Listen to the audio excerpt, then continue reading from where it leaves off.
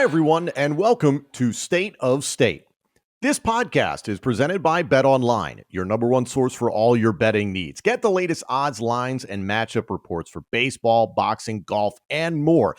BetOnline continues to be the fastest and easiest way to place your wagers, including live betting, plus your favorite casino and card games available to play right from your phone.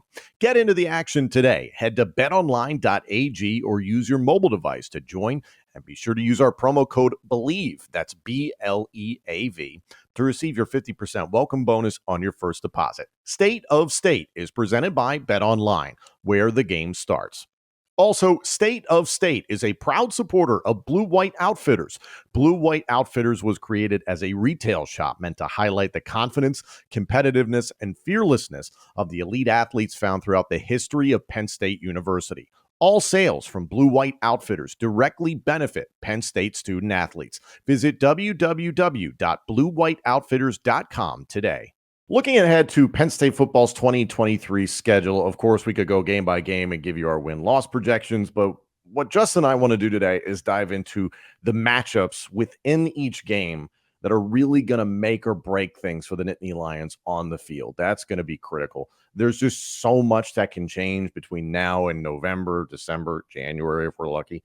And it's, I would love to do the projection thing, but I really think there's a lot of integral matchups that Penn State has to be aware of going into this season. So we're going to go game by game, but I think the big question looming over this season, and it can be kind of the 30,000 foot view, Justin. A lot of questions are going to quarterback Drew Aller. We anticipate he's going to be the starter. Bo Prabula and him are in a battle in camp. Will be in a battle in camp rather, and it's probably going to be decided by week one. At least the answer will be given by week one from James Franklin. However, are there points in this season that as you're looking ahead that you're like, hopefully Drew Aller, the 5-star big time hyped up quarterback, shows up? Or is it something where you can have a more realistic view and be like, man, this guy has 60 to 65% completion percentage, 2-to-1 touchdown to interception ratio. This team is good. What do you think? I think what you just said is the key, right? Not that he's a game manager, but he's essentially an efficient game manager that can make big plays. I think that's what you would want from Drew Aller, especially in his first starting season with the weapons around him and things of that nature. Obviously, you want probably a better interception ratio than that, but I think that's a nice target point for a first-year starting quarterback. That is something I am directly ripping that off of the voice of the Nittany Lions, Steve Jones, who I've spoken to before, because those were the anticipations. Those were the stats that he anticipated and hoped to see of Sean Clifford in 2022. And to Steve's credit and to Sean's credit, that's about what Sean Clifford did in 2022. So I know there's a lot of people out there that are hoping to see something drastically different with Drew Aller and in Bo Prabula for that matter. But the likelihood of the projections and the production being very similar, I think people need to make sure they don't rule that out entirely. That's right. That's the thing I want to temper expectations. You know what I mean? It's a completely different game when the bullets are flying, right? Like to say, like the live blitzes and different coverages, and people are scheming against you. But he has some nice weapons, like we talk about the running backs, the aces at the tight end position, and a stable of receivers that we get a chance to have a coming out party or live up to the billing. I'm excited to see what the receivers do, but let's go game by game. So obviously Penn State opens up the season on September 2nd against West Virginia. That's going to be in prime time, 7:30 p.m. Eastern on NBC. Looking at this West Virginia team, they are projected to finish dead last in the Big 12. Head coach Neil Brown is not necessarily thrilled with that projection.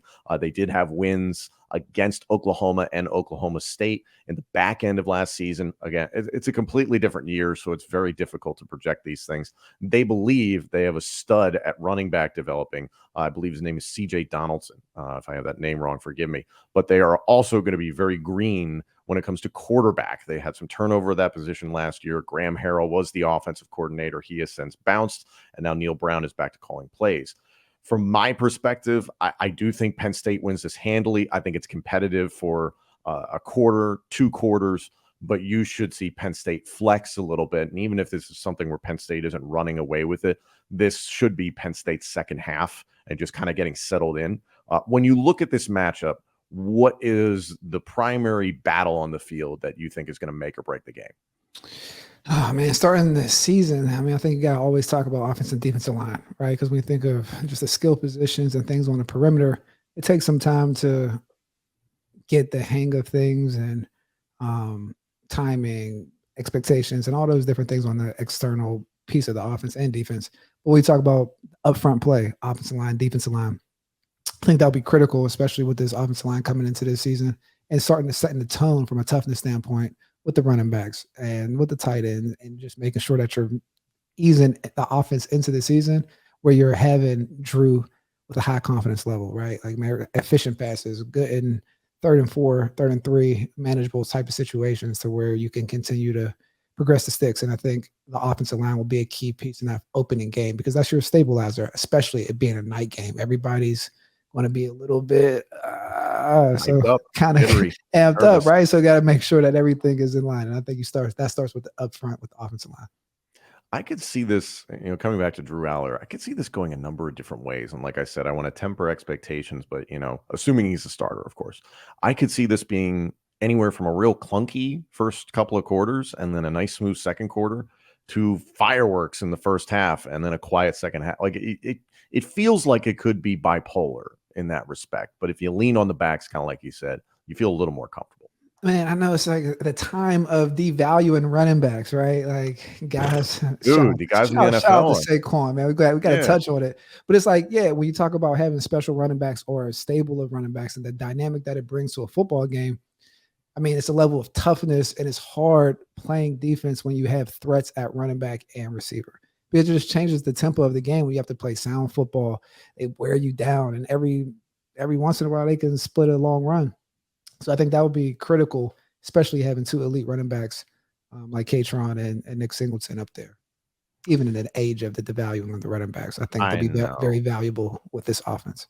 They're not to completely get sidetracked, but there has got to be something done by either the Players Association in the National Football League or these individual players banding together. I don't know what the answer is, but these running backs coming out and taking the league by fire in a year, 2 years, and not getting paid what they're worth for that amount of time. I understand from a business standpoint, it's the right thing for these teams in the leagues and that they're getting a cheap product, but you can't look at the game of football. Like if you eliminated the running back position, it's not the same. This isn't the same game. And there's a lot of teams that cannot afford to have no running game. I mean, there really have not been that many examples where it was a pass first offense and virtually no running game that won a Super Bowl. It's very, very rare. Patrick Mahomes. He's got some running game. He had a little bit. Pacheco and company, and that they chipped in. He had a little bit. But if the production were like 80-20, 70-30, it's like still those teams, it's a rarity that they win.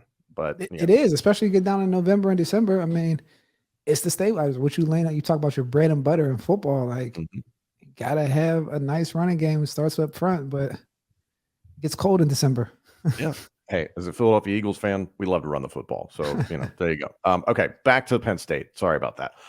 The West Virginia game, also West Virginia was second to last in the Big 12 in terms of points surrendered on defense, only to Kansas. I don't anticipate that necessarily getting better. Like I mentioned, the churn in the coaching staff, I don't necessarily think is going to complement them in recruiting and what they're able to field this year.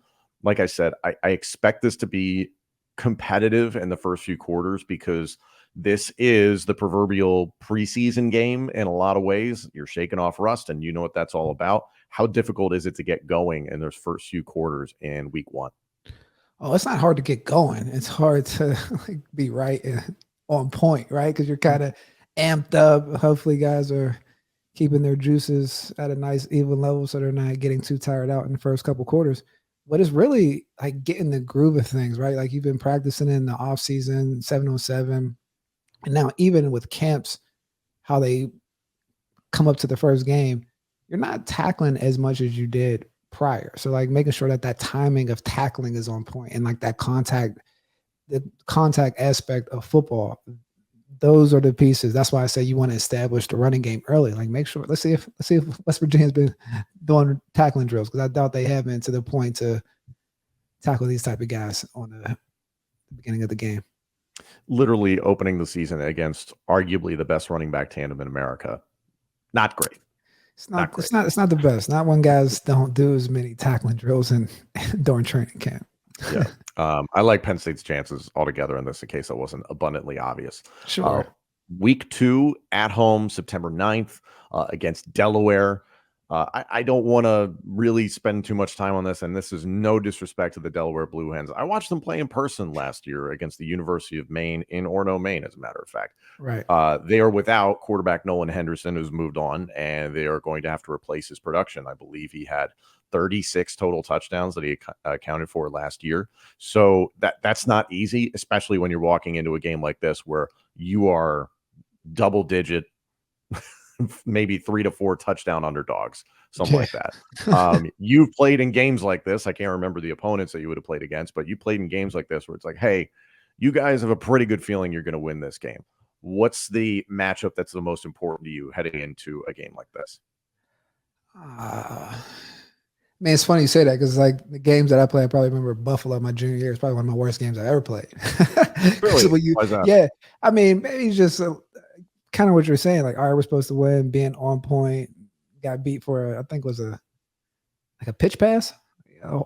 Pitch pass. I wasn't playing my keys, but I think it's just like being locked in, right? Especially coming off that night game against West Virginia, everybody's going to be hyped up their first chance. It'd probably be a good outing. And that second one just playing fundamentally sound football across the board is what you're looking for. But to isolate a position group, it's kind of hard, because I think the matchups against Delaware, I don't think there's one worth diving into. But if I were to say one, I would think on the outside perimeters, right? Or we just think of receivers getting into that game after we say the first game is more of a running attack, or making sure that the running game is established. I think you see them come out and get comfortable throwing the ball a little bit, getting ready for Illinois the following week. But so I would say the receivers for the second week to like really hone in and see what they got, whether it's from a confidence standpoint going out there and just having better athletes to open up the playbook a little bit to see what they have. As an athlete, you touched on the receivers. I remember playing high school ball and a coach saying, hey, this is going to be a competition to see who the starter, the second, whatever is, until, like into the season, until we know who the guy is.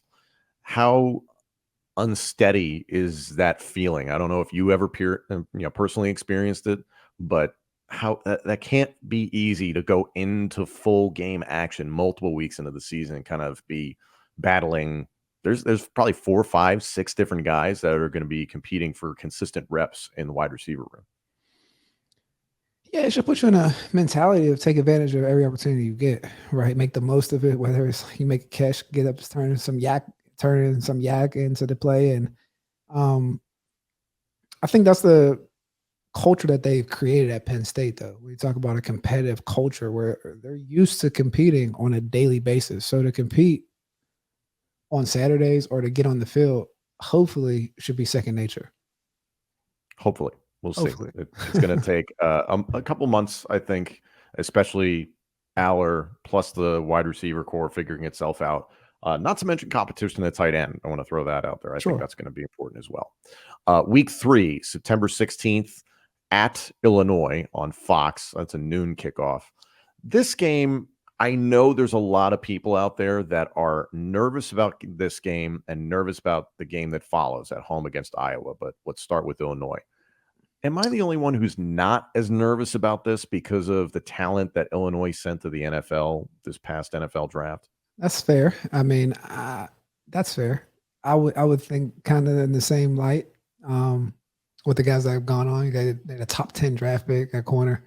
Yeah, I don't really have. They don't have too much like in terms of worry for that game. I was more so looking at the Iowa game, because I do feel like you're saying when you talk about just the talent acquisition over the past 3-4 years, and even like the NFL players that went off from Illinois last year, they were developed guys that weren't as talented as some of the guys that are on Penn State's roster. So even filling those gaps going into week 3, I'm not too concerned.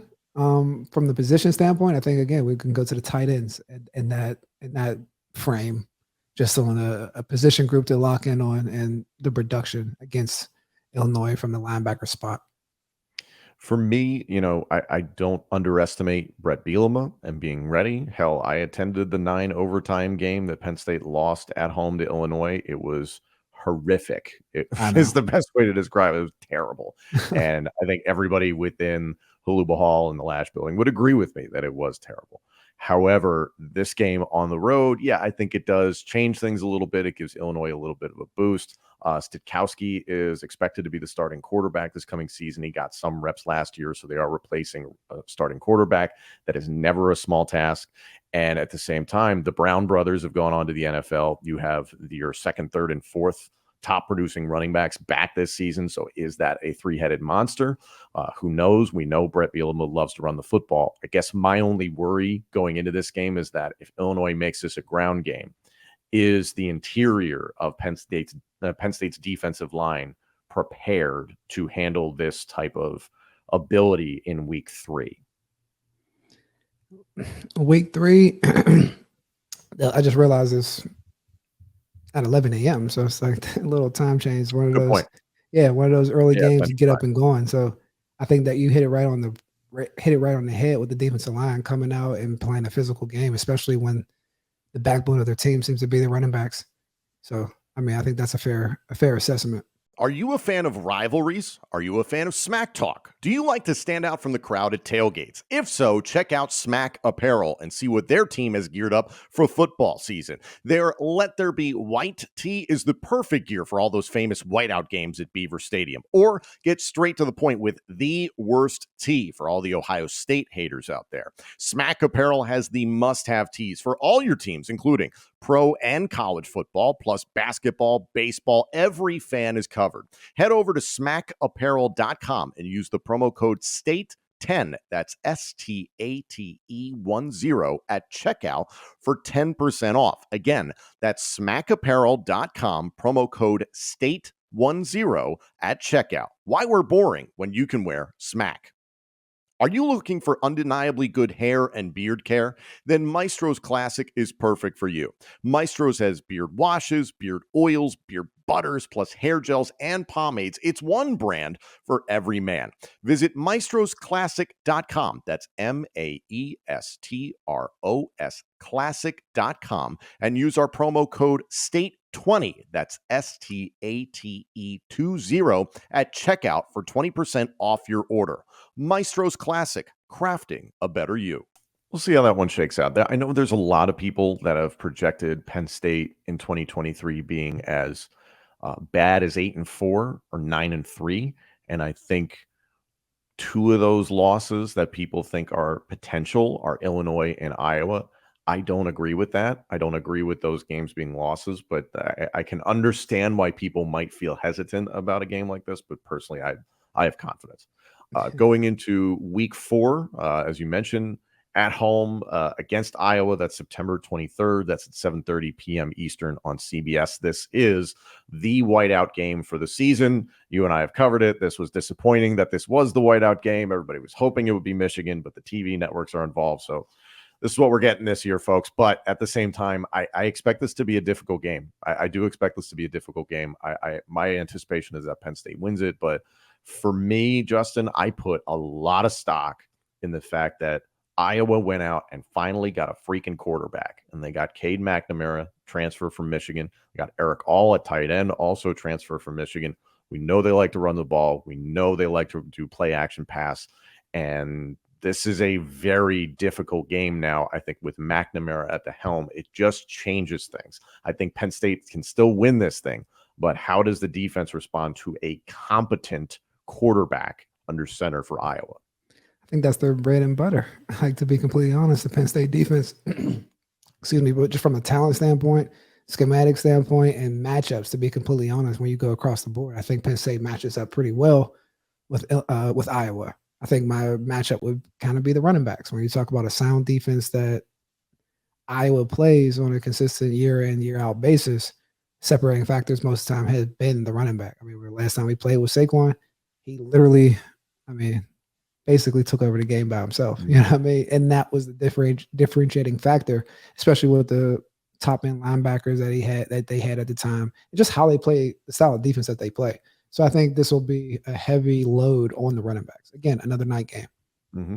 Mm-hmm. For you, looking at this Penn State defense and knowing what that play action threat can be like with somebody the caliber of Caden McNamara, is there a position group on defense that you're like, they've got to play a really sound football game? Young safeties, right? At the end of the day, you got Keaton Ellis out there. You got Zaki. You got a lot of guys stepping in. Sometimes getting some first year quality reps. So I mean, Winston. Yep.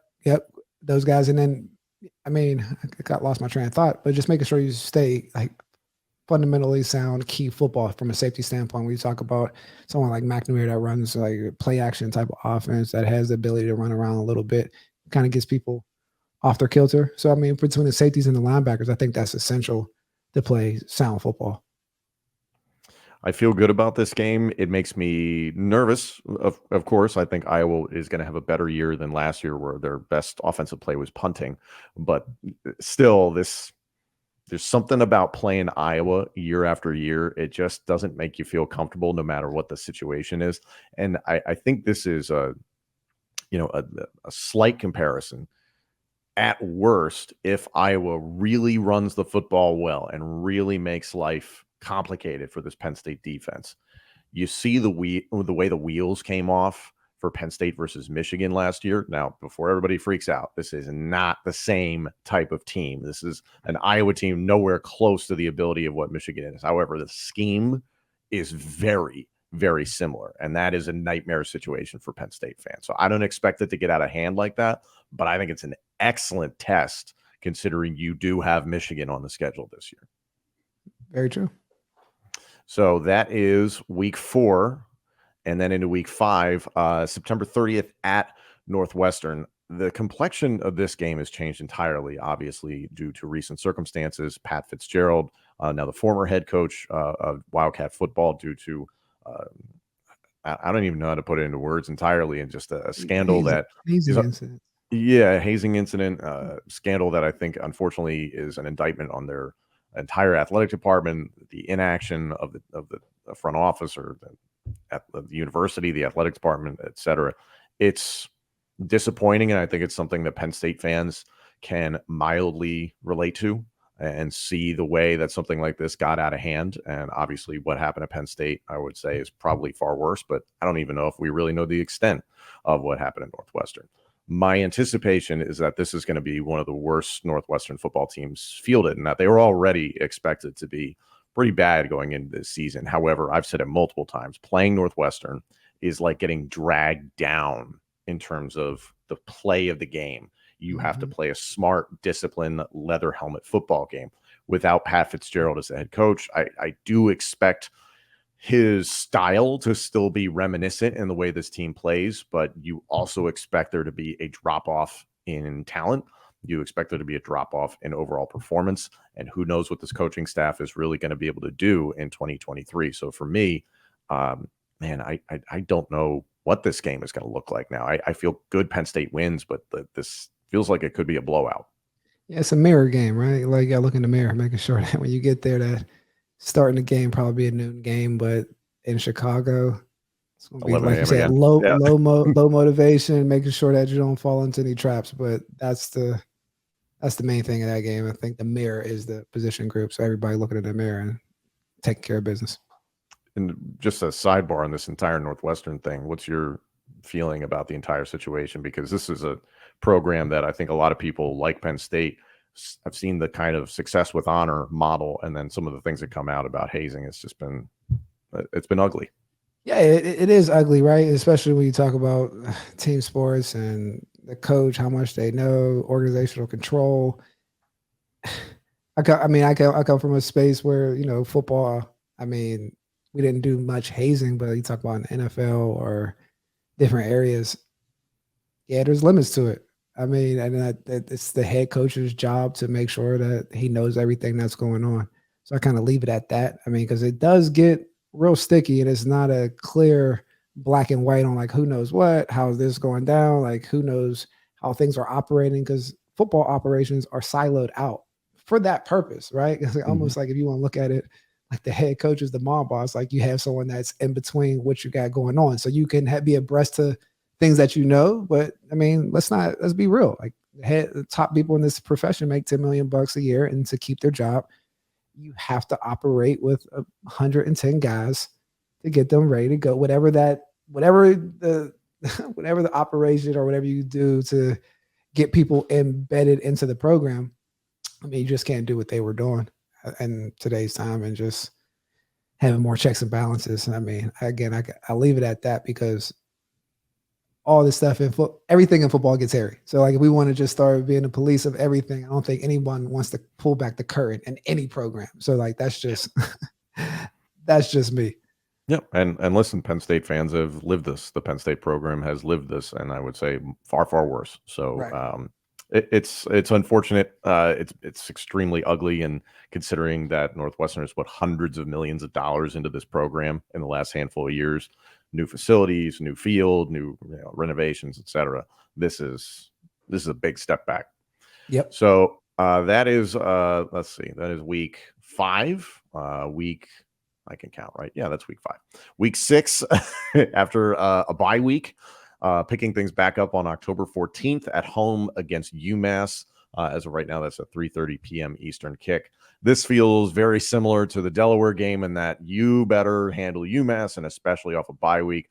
Chance to get healthy, chance to get your mind right, because the next week you go to Ohio State. So how you handle the proverbial trap game, even though it's like, it's not really a trap game. This is an opponent that's far beneath you.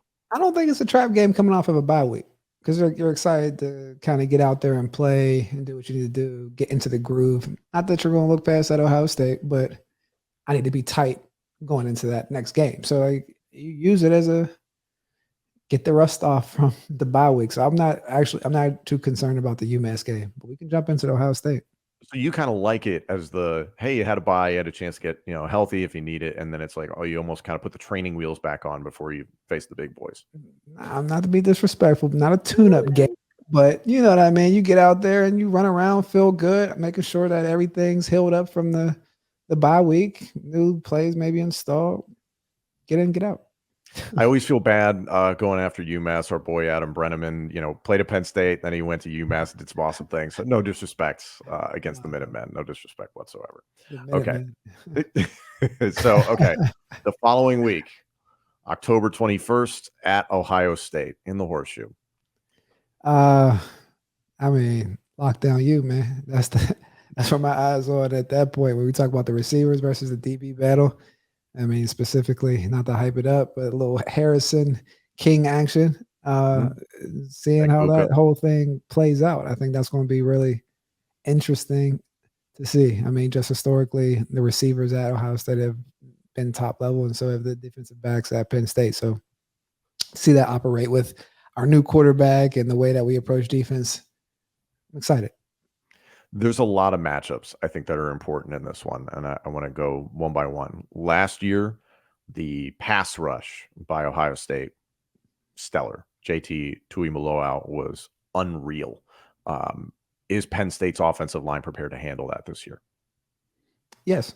I think there's a much better offensive line than I can't say much better, but there was an injury that game, if I remember correctly, was that the right tackle? Blanking which game? I believe it was. Was it Caden? Yeah, I think somebody. Yeah, Caden was hurt. I want to say maybe Bryce Effner was in. Effner, yeah, you're right. Effner and Nelson saw a significant amount of time. That wasn't your typical offensive line. So I think it was from a whole offensive line unit. I think you're talking about upgraded talent, upgraded cohesion, especially by week 7.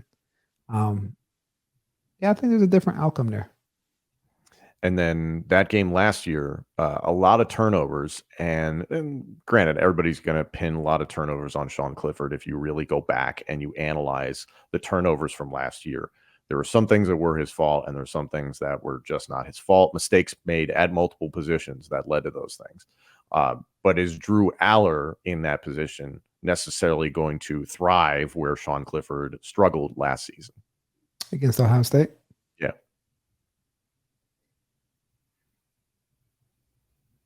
I mean, you would hope so. I hope he would thrive, right? Like he would. Like, I mean, it's going to be interesting. It's hard for me to make predictions in that type of game because that's going to be a dogfight against Ohio State. So he's going to have to come out there and hopefully by this point in the season that they have a rhythm in terms of running the ball, passing, nice balanced attack. I don't know how much he'll have to like do in that game. To be completely honest with you, like, I mean, Penn State defense, Penn State receivers versus the again, my thing is like leaning back onto the running backs and tight ends Yeah. for that first year quarterback. Like with those being a level of the bread and butter, I think you operate that right with the OC calling the plays that he does. I think you can have some trust in the offensive attack against them. Here's another thing in this game. I don't necessarily know if we're getting the next guy on the assembly line of outstanding Ohio State quarterbacks this year. There's been a battle. It's not necessarily been a clear-cut situation where, oh, they know who the next guy is. They obviously have a lot of talented guys in camp and in that quarterback room. But we've talked about this a number of times on this show, is that even Ohio State, they're really not going to know who their guy is until about this time in the season. And if this is a situation where it's a guy that's not as talented as a CJ Stroud or is struggling to find his footing, you know this. It doesn't matter if you have the best receiver core in college football. If you can't get him the football, it doesn't really matter. I think there's an outside possibility this is low scoring because if you've got a first-year starter in Drew Aller and a first-year starter from Ohio State, it might not be the prettiest dogfight for sure. No, yeah. I can definitely see that. I mean, there's a lot of athletes on Ohio State and a lot of athletes on Penn State. So, like, I don't think it's going to be a dull type of 3 yards in a cloud of dust because there's just a lot of speed on the field at the end of the day. So, I think it's just a matter of getting guys in space, and I think that's what Ohio State has always done. I guess get their speed and space, even when it's not like a highly skilled person per se, but just a lot of horsepower on that team. So as long as we kind of keep that stuff bottled up, and I mean, we have an elite secondary, elite defense. I don't know if it's going to be low scoring. I don't know. And that's the beauty is we were talking about this in July. This could go either way. That's the thing. I think it's a really fascinating matchup. And this is, in my opinion, the first of the two potential stumbles for Penn State in the regular season. But time will tell. The following week, October 28th, Penn State returns home and they take on Indiana. It's Military Appreciation Day for all of you that are interested in that. Against Indiana. This is a program that's unfortunately been declining for the last few years. It looked like there was some promise a handful of years ago, and they had really burst on the scene, it looked like, but it just doesn't seem like from an athletic ability standpoint, they will be able to really hang with Penn State. The way Penn State hung them out to dry last year, there were plenty of people going into that game who were disappointed in the performance of Sean Clifford and were calling for that to be Drew Aller's first start. Sean Clifford turns around and has a great game. The rest of the team also has a stellar game, and they blew the doors off of Indiana in Bloomington.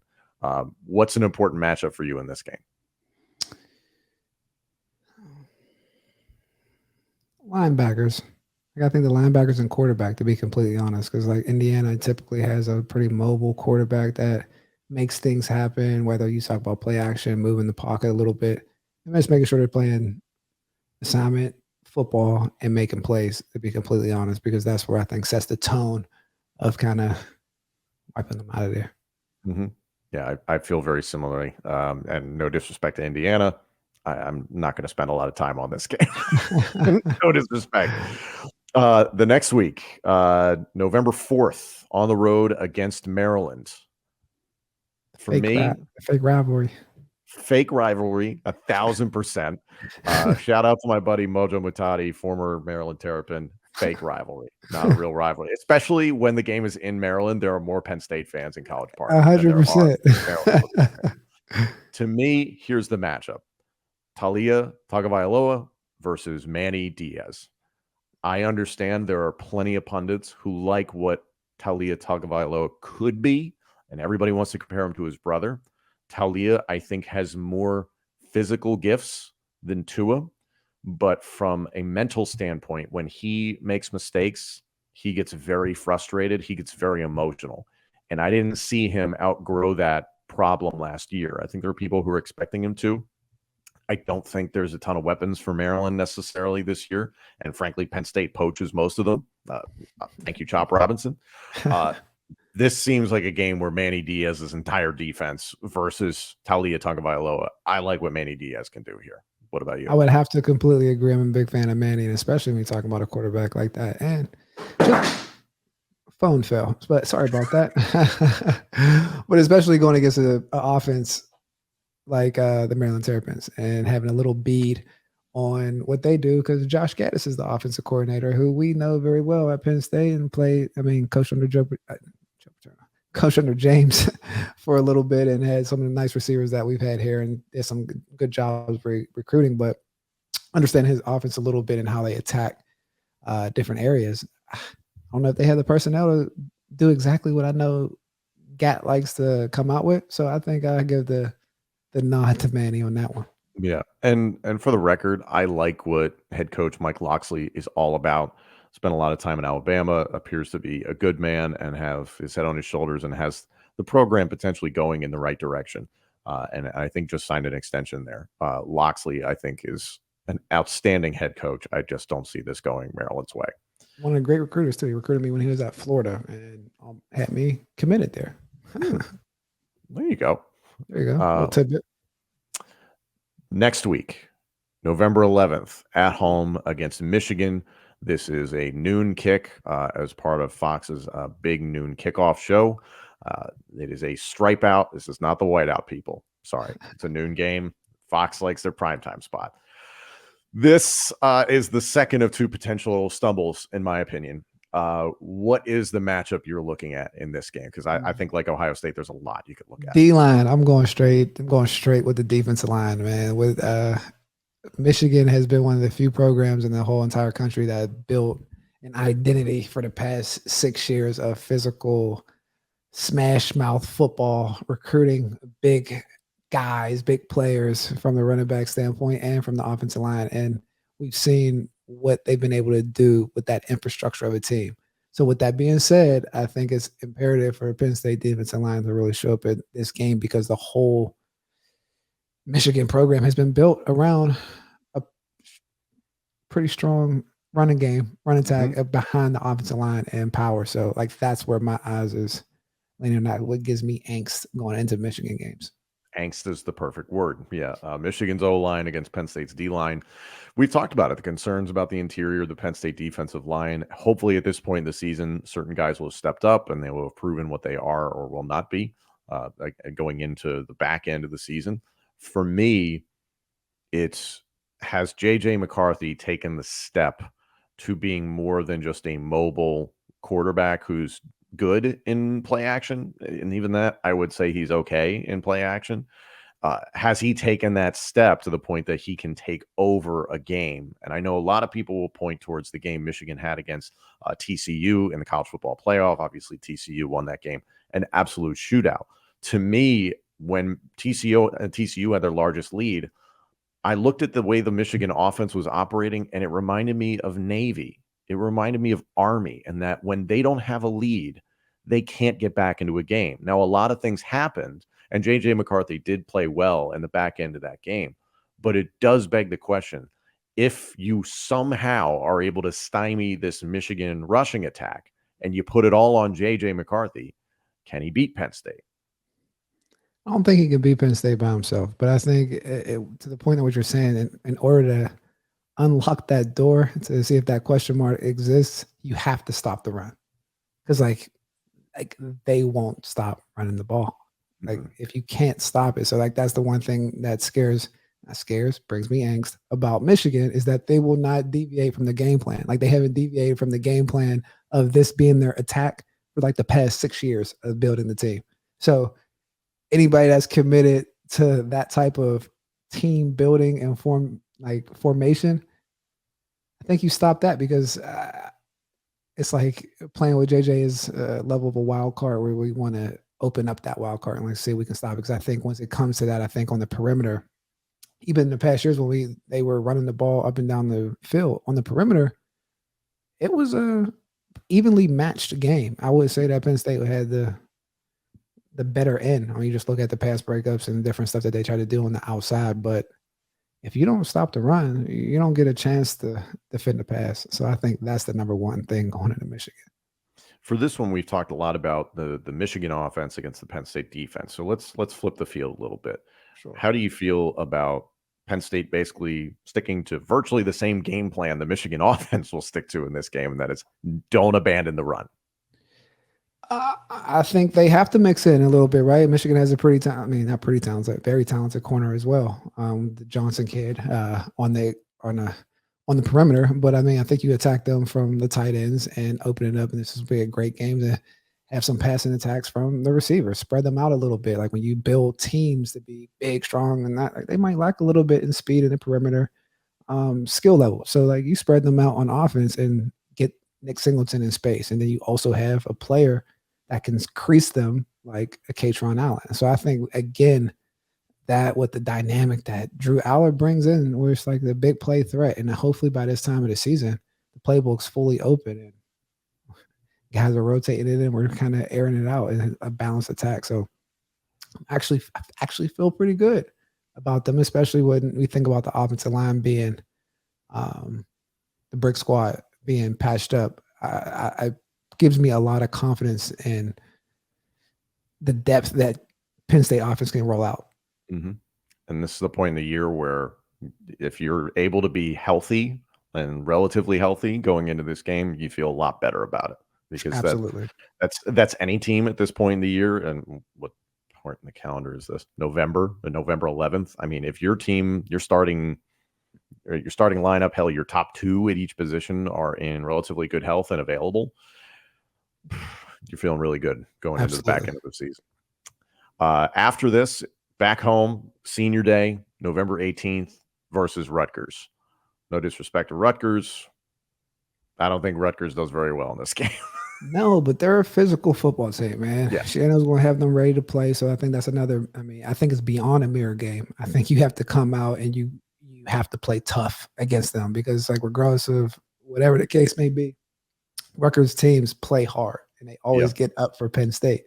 And, you know, Shiano's a former Penn State somewhat disciple. So he's going to have those guys ready to go. And just Shiano coach team. Like even when he was with the Tampa Bay Buccaneers, they got people hurt. They're a physical football team. So you just got to get out ready to play so we can get into the final game again healthy. Quarterback play is always an issue for Rutgers. It's just finding a consistent threat at quarterback. They've struggled with that in the last few years that Penn State has played them. So I do expect this to be a really fun day for the Penn State defense altogether, especially that pass rush. Finally, last game of the season at Michigan State. This is on November 24th. This is a Friday game, and that'll be at Ford Field, 7:30 p.m. Eastern on NBC. So some bigger exposure, bigger field, bigger platform, all those things, something the television networks, NBC especially, have tried to cultivate, and there's an opportunity.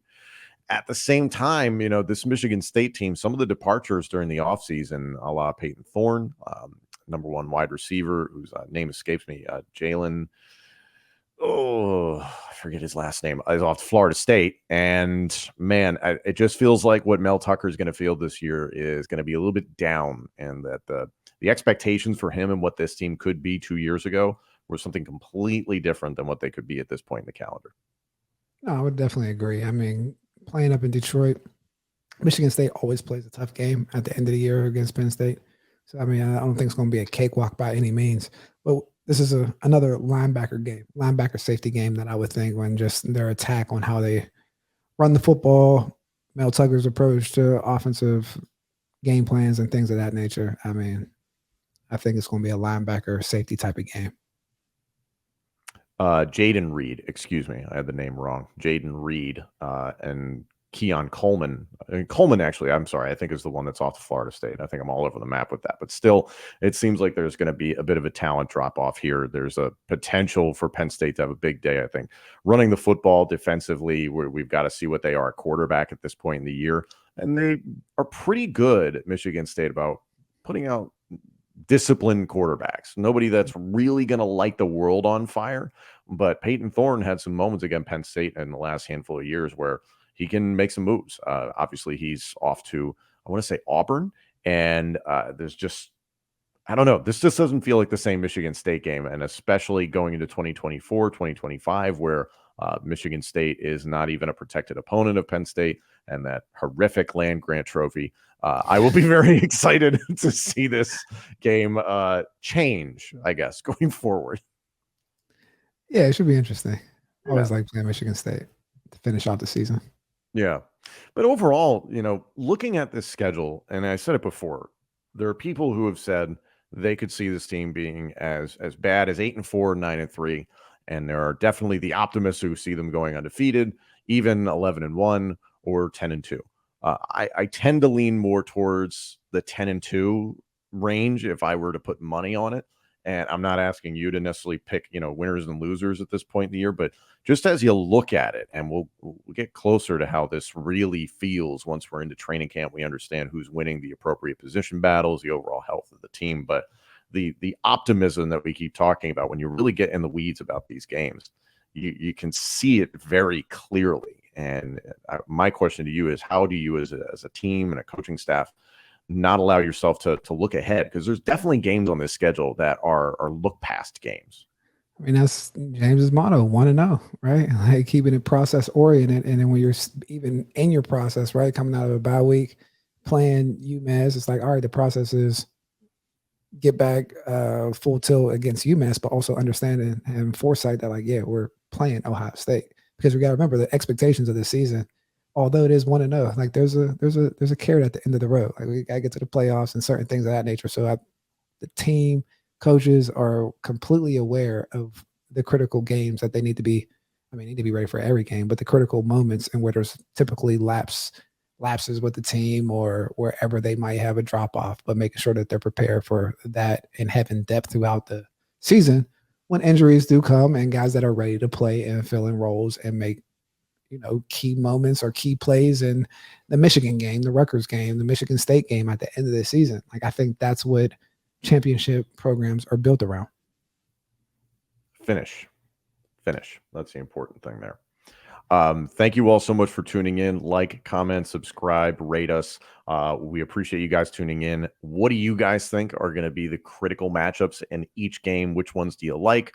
Which ones make you a little bit nervous? Which ones give you angst, in the words of Justin King? So thank you for tuning in, and we'll see you guys next week. Thank you all so much for joining us. This episode and our entire library of shows is available now on YouTube, Apple Podcasts, Spotify, Google Podcasts, TuneIn, and wherever else you get your podcasts. And of course, let us know what you think of the show on Twitter @TheKing1 and @TomHannafin. State of State is presented by BetOnline.